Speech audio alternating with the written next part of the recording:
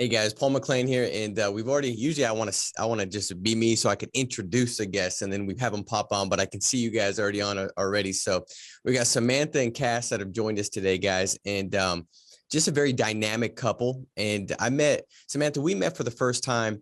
I guess at Phoenix Conference, right? Yes. Okay. And I had a chance to kind of speak with you and get to know your guys' story a little bit. And my goal every single week is to do my best to bring value to everybody that watches this podcast. Plain and simple. That's my desire. I wake up thinking about it. I plan about it. My strategy is how can I get people on that I believe will really impact those that are watching today. And, what you guys have done in a short period of time, what your background was prior, what your life looked like, and now what it is today. I just believe that there's a lot of things that people can take from, your story, your journey, and what you guys are doing, because you've got some great growth. Like from a standpoint of production, what does that look like for you guys on the standpoint of, I guess, personal sales together? So we typically do about 30 to 40 a month, and best month so far being 60. So 62,500. That's exactly right, Samantha. See, Cass, she knows specifics. Let's shortchange you that $2,000. Yeah, when I want to know general things, I'm going to look to you, Cass. If I want some specifics, Samantha, there you go. There you go. Go to. So $62,542.22 is what you guys had as far as a record month. What about the team? What's the team doing right now? Right now we're sitting right around 250 a month. 250,000. And you guys have been here for how long now? 14 months. 14 months. Okay. So if anybody just getting started, you're like, can I go to $250,000 in 14 months? Well, the answer is yes. And if you want to know, how do I know how to do it? Well, we're going to talk about that. That's exactly what we're going to get into today.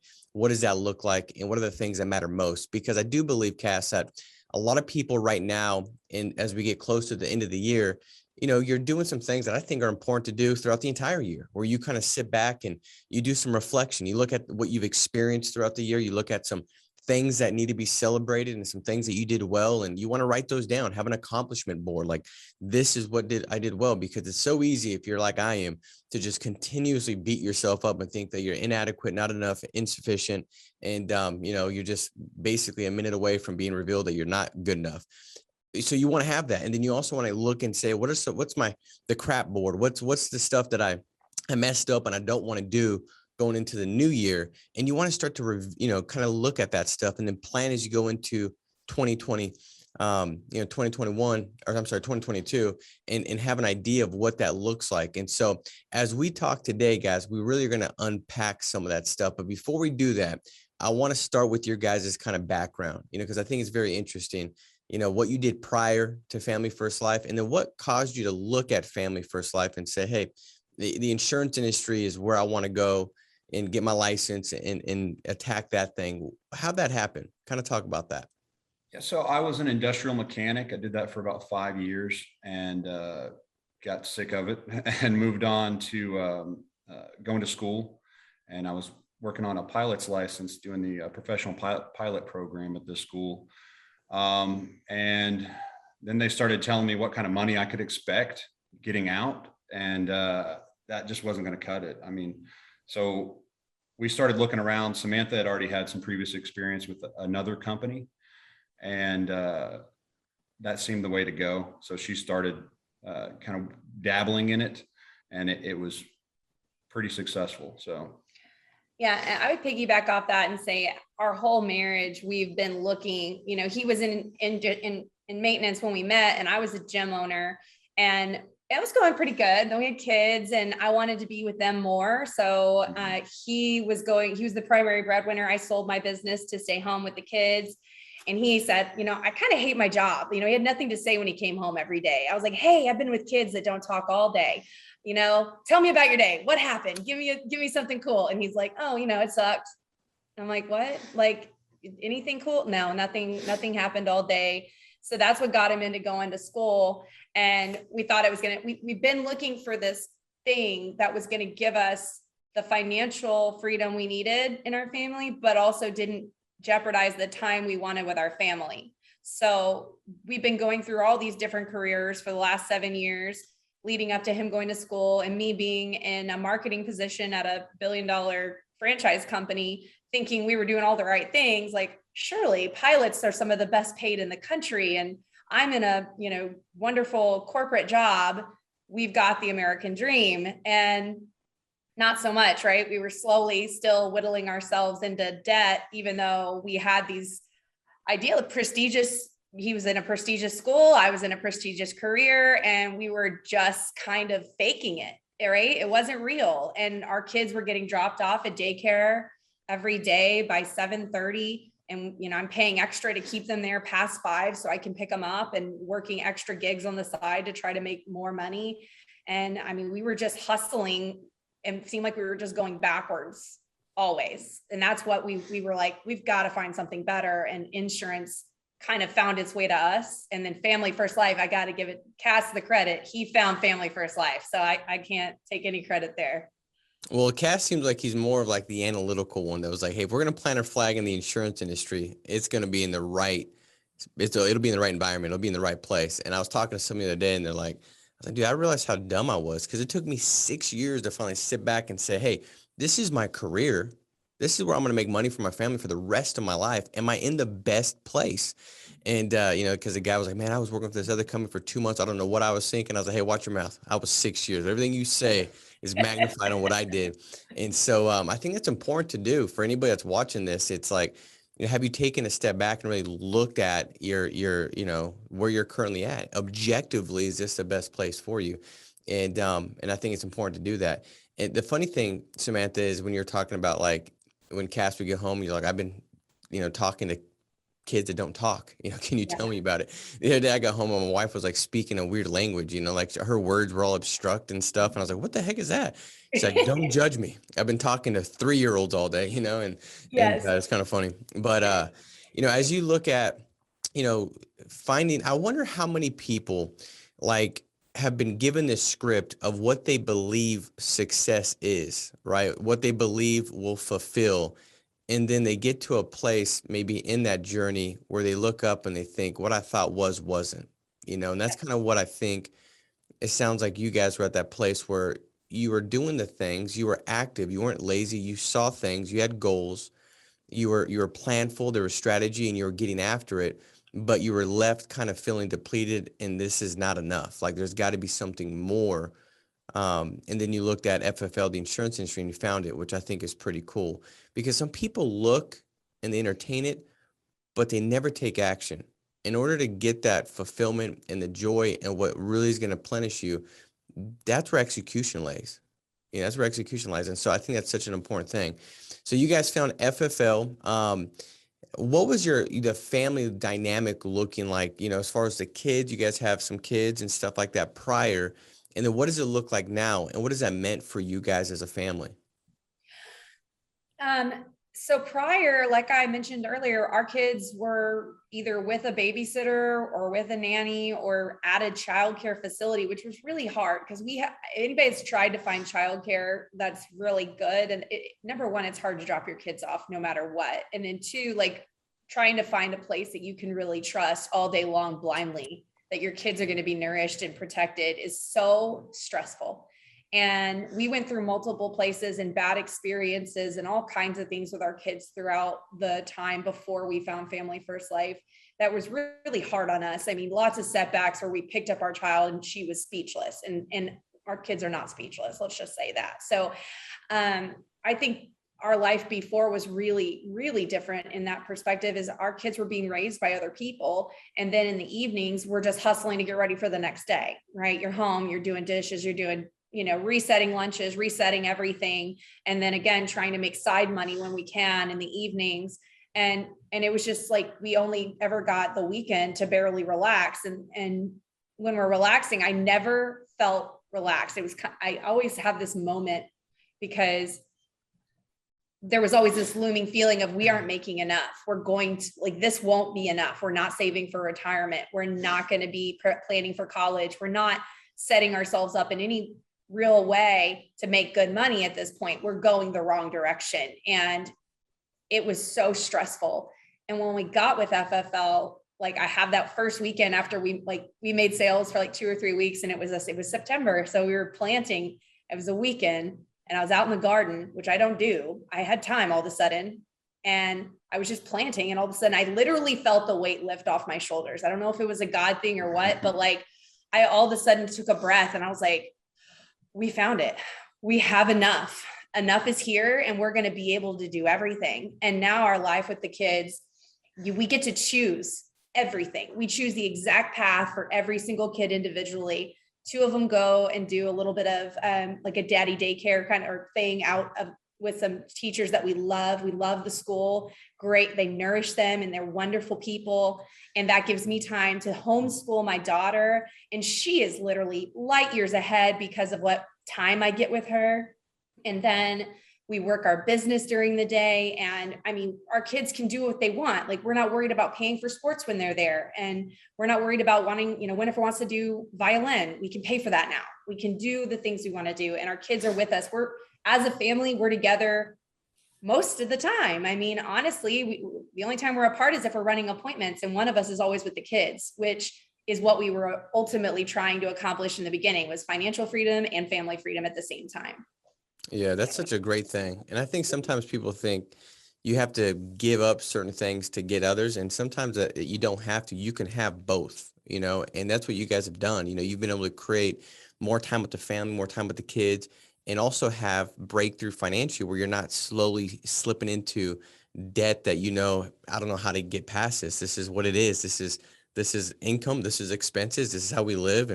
And now you have control over that. And as I listen to you guys, what I really think about is, how many people that are out there that are in, your warm market, your sphere of influence, right? Where you've already kind of made a decision or determination that they're just set, like they're good, right? Because from the outside looking in, it looks like everything is being done correctly. They've got good careers. They've got good positions. They got a great, what seems lifestyle. They look like they're happy. They look like they're going the right direction. But they're on their hands and knees praying to God for this weight to be lifted off of them. And I think that that's a great example, for you guys. I'm on the other side of it, where I was a septic tank pumper making $9 an hour, where anybody was like, that fool needs a new shot. Like, he needs something to change, and then you got you guys where it's like, it would seem like the outside, and so I think that's such an important example. You guys are such a great example for everybody that's watching this. Anybody that's got a license, you have the ability to invite people to have a shot to change your life. And don't prejudge what looks to be on the outside looking in a great situation, because you just don't know. You just don't know. Everybody's bills are different. Situations different. You don't know. Their desires and goals and those are all different. And so to just have a conversation and reach out to people and say, look at what's taking place here. Let me tell you about Samantha and Cass. Listen to this podcast. Listen to their story. And I think that that's a beautiful thing, where when somebody steps in and gets that passion, right, in them, that I'm out there giving people a shot to have financial freedom, to get this weight lifted off of them. That's what we do. But don't prejudge, just like with the client. I mean, how many times have we sat with the family where you're like, that person's got no money, right? You're at trailer park, 42 on a dark road. There's no street lights. And you're like, this might be it. You ping your spouse and say, this is where I'm at. So if you die, like, this is where to pick up my body. And you knock on the door, and the woman that answers got a thicker mustache and cast. And like they look like they want to harvest your kidneys. And you go in, and what you thought wasn't, and you're writing them $100,000 annuity. That's my story, right? Because you just don't know, but you got to ask all the financial inventory questions. You can't overstep things. And so I think it's just important from the sales standpoint, but also from building a business as well, to kind of have that in mind, that this is the best, most valuable opportunity out there. Don't keep it for yourself. Don't be selfish. Go out there and selflessly serve by telling people about it. And I think that's so crucial and so important. What I wanted to ask you guys is, it sounds like your schedule, you've got it really structured. You've got things that are dialed in. And I've always believed that the biggest reason people fail in this business is a lack of structure. Like, they go from employee to self-employed, and now they're the employer and the employee. They have to structure the schedule, and then as the employee, so to speak, they have to execute. Did you guys struggle with that at all, going both from being employees to being self-employed? And then how did you manage that, and how did you structure your schedule? I probably did, because I always had somebody, cracking the whip over my shoulder beforehand. And honestly, I think it was something you said on one of your videos. You were like, you can either, make your own schedule and be the disciplinarian for yourself, or you can have somebody else do it and go work for them. So to stay here and be successful, you have to develop that discipline to crack the whip on yourself, really.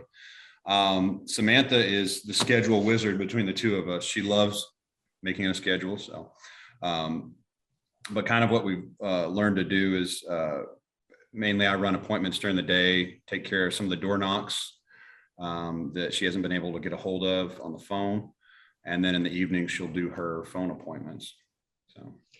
Yeah, I think schedule is so crucial, and he's right. I do love it. I have like 4 calendars. I've got a desk calendar, a planner, and internet calendar, and I just love calendars. But the thing about that is, this business is the best business in the world, but if you don't have a schedule where you're consistently working your business, developing leads, developing agents, it can get the best of you. Momentum stops very quickly. And you said reflecting this year, that's something we learned.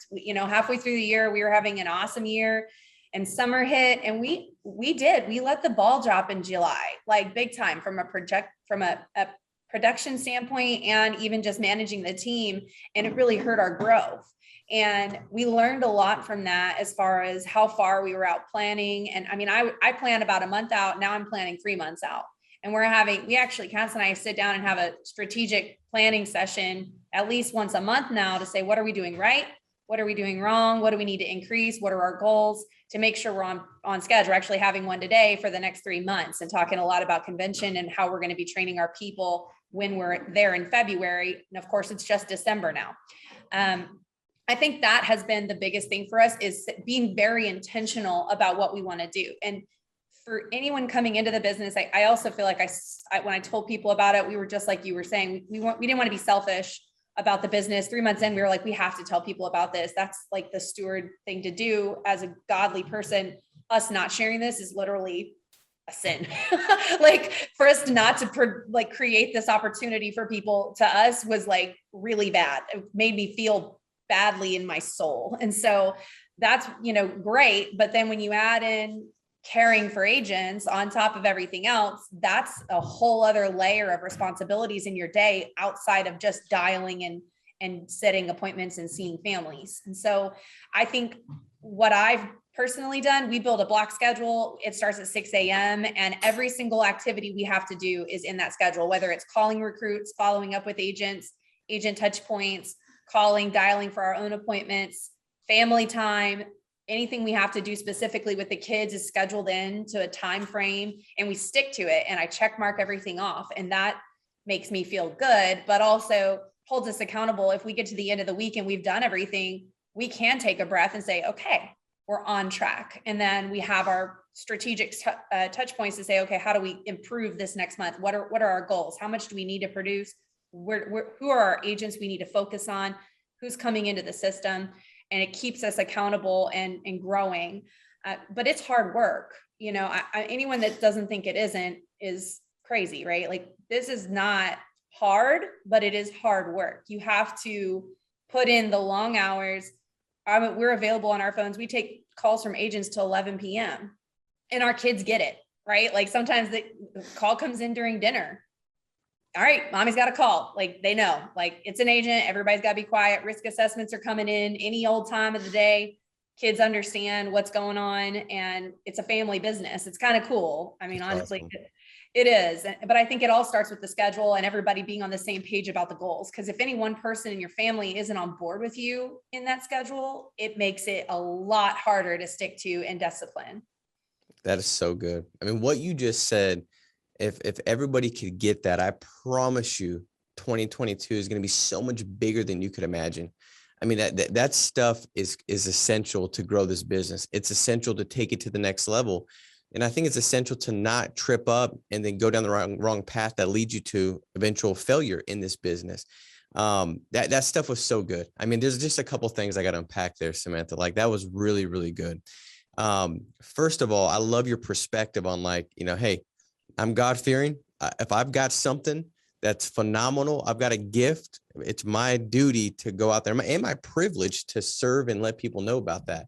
It's kind of funny. There's always perspectives on that. Like I had this agent that was writing 40,000 a month. And I said, man, are you like, I don't see you on Facebook. I don't see you on social media ever. Like telling anybody about it. Like, how do you have nobody on your team? And he's like, I don't know. I just don't want to be that guy, man. I don't want to be that guy. I said, what guy? I said, because that's a good statement. Because I think every morning what we should ask is my behavior, what I'm doing today, is a reflective of the person that I want to become.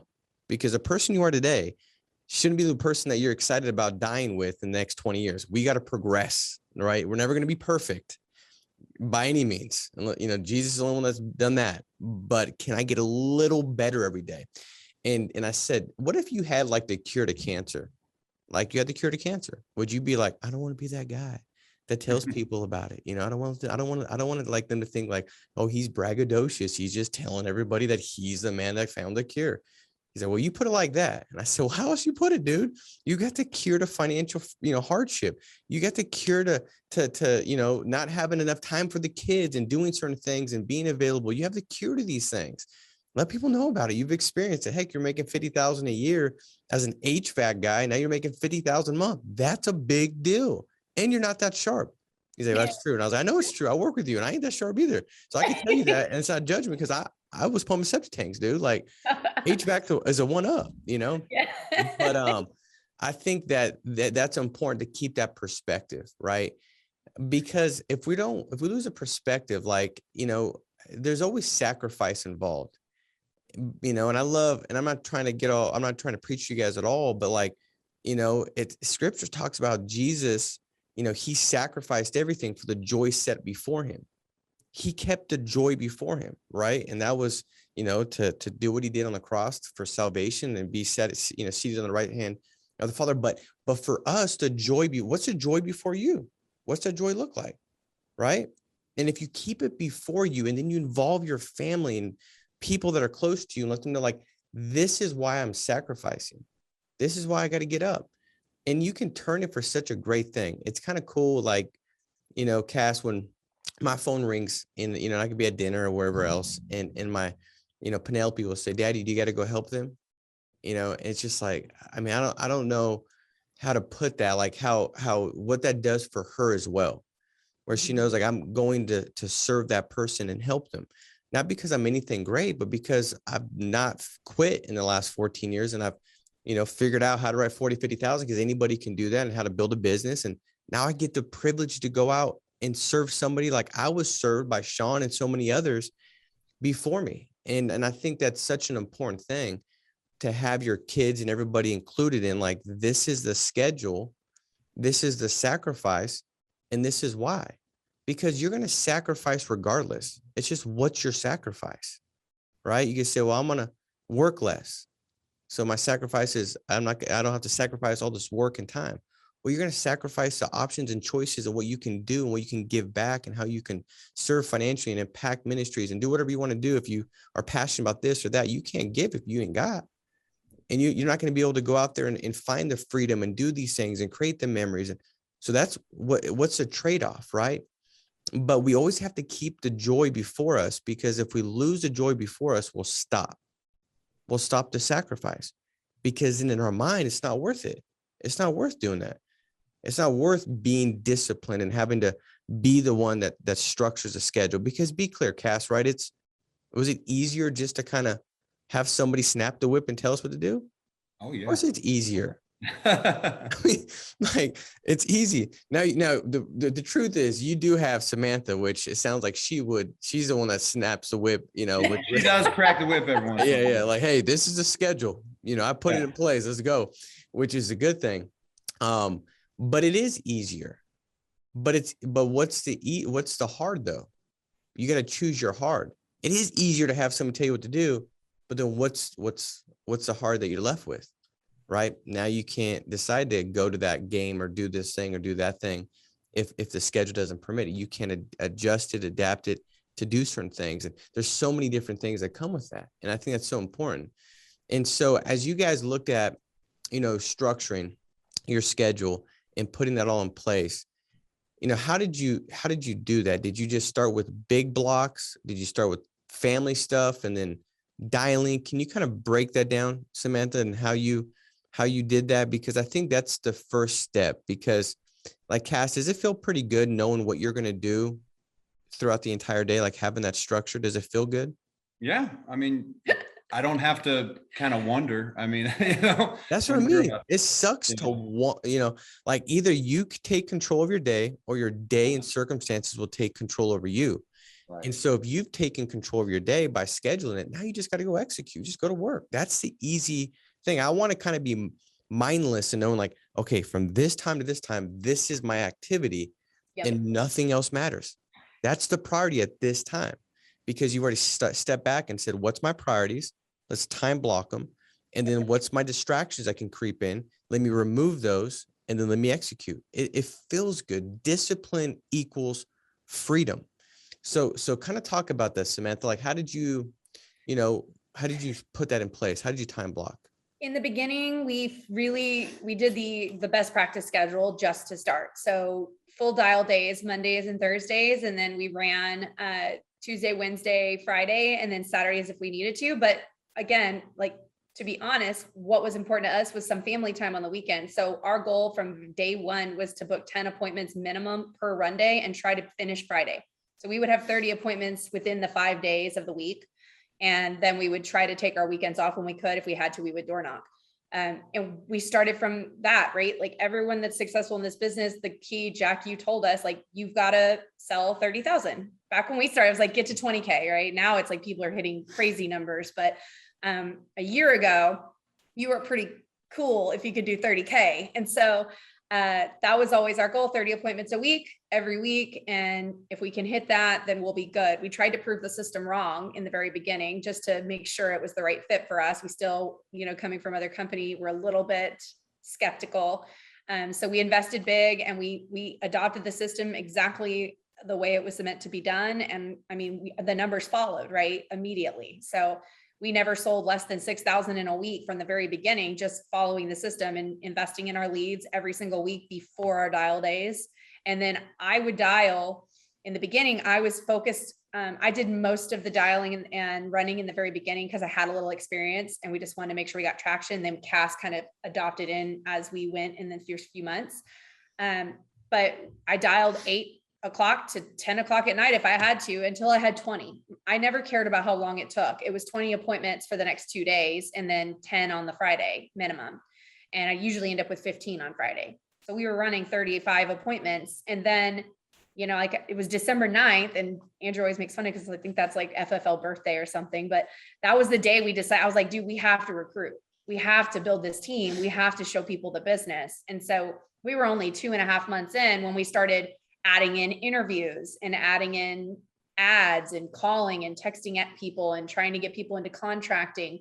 So we got there, and it was just, I think the way I've always built the schedule is once I start doing it and I realize I'm not being as productive as I could be, that's when I take a step back and say, okay, how do I structure it?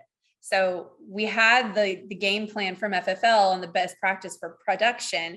When it came to agency building, I was just on the phone, using my CarPlay, doing interviews in between every appointment all day long. And I was on the phone till 10 o'clock at night doing interviews after 5, until I was like, okay, I probably need to figure out a way to do this smarter. So I would just wake up an hour earlier before the day started, send all my texts to set up interviews between 6 and 7:30 before the day started. And I would only schedule them for blocks that I knew I would either be driving or after I would be done with appointments. That way I could make sure I had everything where I wasn't running over myself, because missing an interview with an agent is the worst feeling. And we've all done it, right? Mm-hmm. You miss one, you forget one, you just don't have time, or you end up in an appointment that runs late. That just doesn't feel great. And we want to be accountable and reliable to everyone we work with. So you only miss a couple of appointments before you're like, okay, I got to figure out how to make this smart. And you just have to figure out, Andrew always says there's income earning hours and then there's non-income earning hours. And you can do activities that aren't income earning outside of that time frame. So that's the other way we look at it, is when it comes to things with agents, now that's income earning. But in the beginning, when we were just getting people started and we're not going to actually have any income coming from those particular individuals for at least 3 months, I tried to focus those interviews and all the time frame I had to do on contracting outside of those hours, after 9 p.m. or before 8 a.m. And that kind of creates structure. It also makes you really tired. So you have to go to sleep and, take care of yourself and all of that as well. But I love that. That's so good. One thing that really stands out to me, Samantha, that you said is you didn't like wait to figure it all out, like wait for in your mind to be like, okay, now I'm ready to take massive action and do this new activity in my schedule, whether that was dialing, hiring agents. You said, I just did it. And then I looked at it and was like, okay, I could be more efficient. I can tweak this. I could adjust this. This will work better. And I think too often, agents get stuck in that, and it's something that could plague anybody going into the new year. You have a lot of good intentions, but you can't build a business on good intentions. You can't build a good life with good intentions. You have to have execution. And so I think when you kind of can grasp that and realize that the true way to have great progression to the point where you're getting closer to the exact where you want to be, what you want to see, the results you want to have, the outcomes you desire, is when you just take massive action, when you don't feel like you really know, when you don't feel like you really have a handle on it, when you just are kind of you're fueled up on hope. Like, I hope this thing works. Let's go. And then you sit back and say, okay, what can I tweak, adjust? And you reflect upon it, and then you tweak, adjust, and you keep moving forward. And I think that's such a big deal. And that's exactly what you're talking about, is that specific thing. Talk about, like, as you guys were moving and you had the schedule and everything was in place, was it hard not to sometimes take a look at the outcome or the results and think that you wanted to be further, you wanted to be ahead at a high, get to the, you're like, I want to be here. I know I'm here, but kind of almost disqualify any kind of progress because you wanted to be further based off expectation, what you're experiencing. And then how did you handle that? And did the schedule, was that a big role in helping you with that? I think we were kind of looking at other folks, we hit 20, and it was like, we were doing that all the time. And then we're looking at other folks doing 30, 40, 50. And it's like, how do we do it, man? Like, how do we fit that into our schedule? And it originally started, I think we just hit 1 week. We did like 45 appointments or something like that. it was December last year. Yeah. And from there, all of a sudden, like, once we broke 30, it was all of a sudden like, oh, this is possible. Like, we can do this now. And it kind of tapered down from there. We didn't need 45 appointments to do it. So I think part of that, reaching that, is just realizing that once you realize you can do it, then you can continue to do it. Yeah. And I also think I struggle with that now. I struggle with watching all these people that come into the business that just blow us away, right? Old Josh, he's like at 800K, he's 6 months in, like, what a killer. And all these people that are doing, just their teams are exploding and people are just selling 100K a month.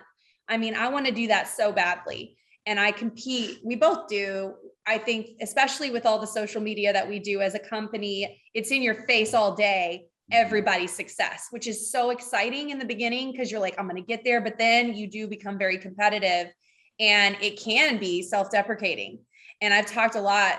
Andrew has helped me specific. I am incredibly competitive, and he's helped me a lot with that, as far as, like, you just have to keep your perspective. Like, you're doing great. Like, where you are, like, I now only reflect on us.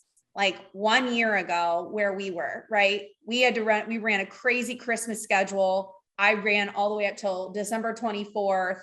And sold 16,000, by the way, between the 23rd and 24th. So if you think you can't run to Christmas Eve, you're wrong. And, but we made a ton of money. We had a fantastic Christmas for our kids last year. This year is eons better than last year. I mean, just driving down the road, I think now I try to just think and be very grateful. I think thankfulness, especially over Thanksgiving, if you're grateful for where you've progressed from, it just keeps it so present what you've been given. And everyone has different paths and everyone has a different timeline.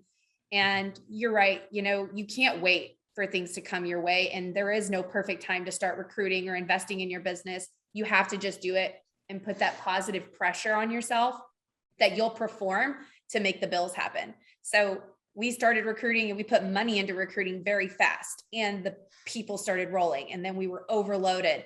And then I said, okay, what am I really good at? Where do I need to invest my time? How do I make the most out of my time? And that was the time we knew we had to hire our first staff member. This person needs to help us with this so we can put more time into income earning potential for these things. And if you run your business that way, to your point, it keeps you present with your progress. We had conversations at the beginning, like, look, if we can get 4 or 8 people like producing 4K a month, we'll make our like lead bill and overrides, like we'll feel good about it. Like that was we had no idea. Integrity was literally, we were like, ha ha ha, that's cool for them. That's never going to happen to us. Like we would be super happy if we were like a 200K business, and like, we were like, if we can be 300,000 by the end of 2022, we'll feel great. And then all of a sudden, like it just exploded this spring. And we were like, whoa, okay, we're a $250,000 business monthly. Like we need to check ourselves. And like, we got really caught in trying to grow. And we're still there. But a lot of it comes down to, once you're running and you're doing this massive action, it's just little adjustments that can help your profitability.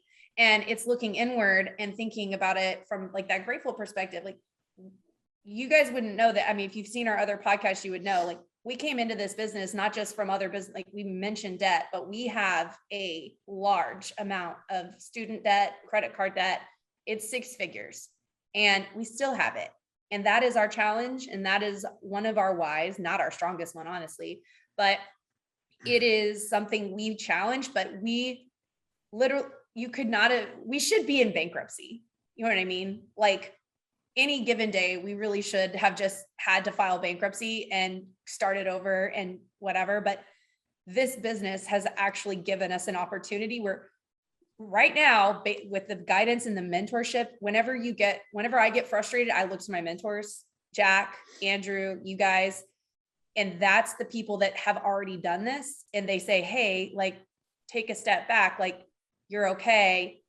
Check these 2 or 3 things and maybe that'll help. And we did that over the last 3 months. We've just taken a couple of steps and made some small adjustments. And all of a sudden there's an actual possible clear path where we might actually pay off this huge debt within 2 years and not have to go in. I mean, the money that would require monthly, like it's literally not even realistic. I don't know how to describe it. It's, Well, hey, just so you know, if I'm betting on anybody, I'm betting on the fact that you guys will do it. I have no question about it. And I think that you're also doing it the right way. I guarantee you could probably have that almost eliminated if you didn't, get it down a little bit, but still fed your business. And I see so many people mess it out. Most people come on to FFL, guys, and most people look the same. Like they're spotted with failures, setbacks, and struggles. They didn't just come off a yacht and say, man, 7 tours. I'm kind of bored with this whole touring around the world kind of deal with my yacht, my helicopter on my yacht.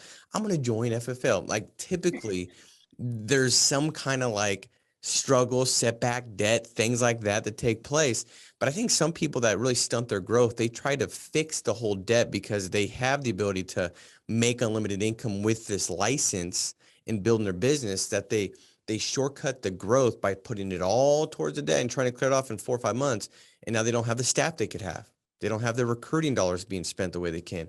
And so now the business, which produces the revenue to pay the debt down, you're you're shorting it out. And so I think the way you guys are doing it is definitely the right way. And again, like every time you guys talk, like I'm just in my mind, I'm thinking there's so many good things that is being said right here. Like this is a podcast that I believe, from what you guys have talked about, is definitely worth listening to multiple different times. Like even the focus on progress and not getting so caught in comparison, because it's so easy to do, but it's so detrimental for your success and development. Like comparison will either make you feel insignificant, right, or inferior or superior. neither one of those honors the direction that you want to go. Neither one of those honor the growth that you want to have. And if you're so focused on just getting to this level and that's going to be when you feel great, well, you're going to be depleted and deprived of the dopamine you need, your body needs to keep moving, because only when you get there, and then once you get there, that one hit, it's not. But if you can each day get that hit from executing your schedule, planning your schedule out, this is what I need to do, this is what success looks like, and then executing in it and feeling good about the activity goals being to hit, feeling good about the little progress that that's yielding, tweaking, adjusting as you go along the way to make it that much better. Guys, this is the stuff that's going to keep you moving, keep you going, keep you energized, keep you focused, where you don't fall off the path. And the thing I want to wrap up with too, Samantha, is you said what helps you kind of align yourself back with the right perspective is the people that help you, the people that have kind of gone before you, that understand what you're thinking, that understand how you feel, because they've gone that way. They've gone that path. They've gone before, and they can sit back and say, hey, don't do this, don't do that, don't think like that. Maybe have this perspective, maybe see it this way. And see, I think that's so important. In order to throw off distractions, in order to throw off the things that hinder you, you have to surround yourself with a great amount of witnesses of people that have gone before you. I mean, I love when the scripture talks about that. Anyway, I'm not trying to go into that, but it's just a great book that I think a lot of good leadership books come from. And it talks about that, to throw off all that hinders you, all that distracts you. You have the joy before you. You guys understand where you're going, what that's going to look like, your family dynamic. You see it in your mind. I know for a fact, as we've spoken about it and you've talked about it. I wonder, everybody listening today, do you have that clear vision in your mind going into 2022 of what it's going to look like, the payoff, right? The payoff that's going to be before you, the joy of having the time with the kids, the joy of being able to invest back into a business that produces great fruit, the joy of giving back and serving, donating, charities, helping out family members, friends, the joy of going on a trip that you didn't think you were going to be able to go on, the joy of bringing family to it, the joy of financial freedom, the joy that's set before you, the joy of who you're going to become in this journey. Like, man, I mean, think about, Cass, is it fair to say that the person you are today, growth wise, character wise, is, and maybe I should ask Samantha, because she won't lie, and she knows you. You think you know you, but then she knows. Ask her. Yeah. Is he different now than he was when he worked the other job? Like, the development of Cass, is that different? He is 150% a bigger, stronger, more character-filled, God-fearing, like just self-confidence, like everything about him has improved in this job because of FFL. I mean, the things that have happened for him and the independence and the joy and that he gets from it and running the team has been, I mean, it's honestly improved our marriage gratefully. Like, it's been great because we both get to just have so much fun together, and he's just, I mean, bright and shiny all the time. And it's exact. We always have something to talk about now. That's which awesome. is great.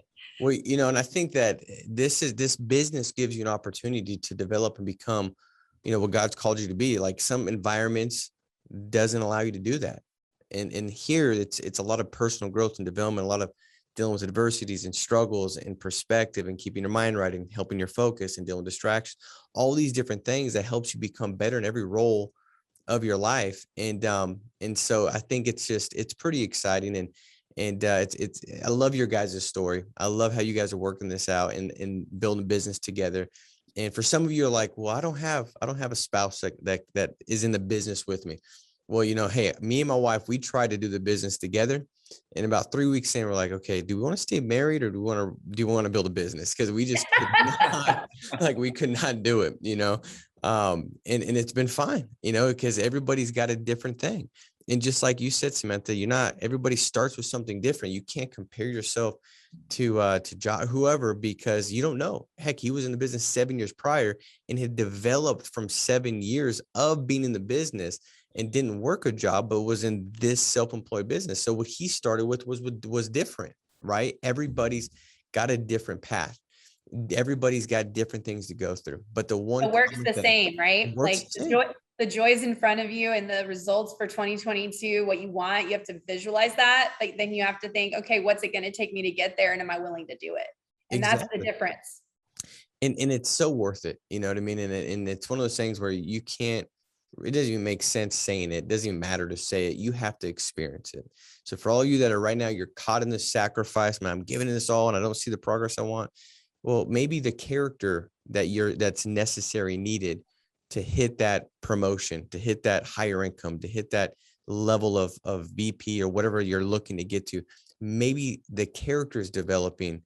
And then the production, when that meets character, that's when promotion takes place. So maybe you're producing, trying your best, but there's different things you got to tweak and adjust on the character side that allows you to hit those next levels. I know that was the case, and it's always the case for me. I've got to be different. My character's got to develop and grow in 2022 if I want to seize the goals that I've got before me. And I think it's the same for many. So guys, thank you for joining. Phenomenal podcast. I appreciate you guys. Make sure to like, subscribe, share this. I believe everybody wants to make a difference and help people. We're created to do that. And so sometimes just a simple share can accomplish that for you, because maybe somebody that's not knowing about this podcast, you share it and they see it, and this is the exact message that they need to hear, that picks them up, encourages, inspires them to go out there and make 2022 a phenomenal year. So guys, be strong, stay steadfast. Thank you guys for joining. Make it a massive week. We'll talk to you soon. Take care. Bye-bye. Thank you.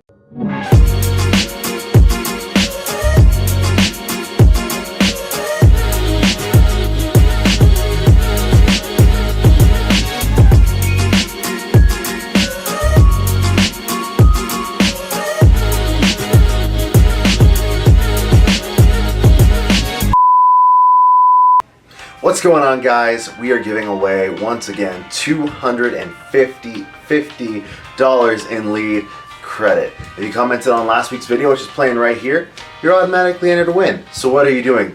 Leave a comment on this video right now for your chance to win free leads.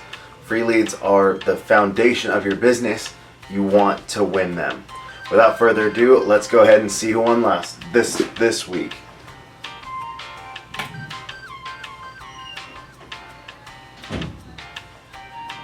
Freddie Bat. This was golden. Simple and effective. Okay. Freddie, you just won $250 worth of leads. That is golden, my friend. Go ahead and get in contact with Victoria. Her phone number is going to be right down here. She's going to get you your leads.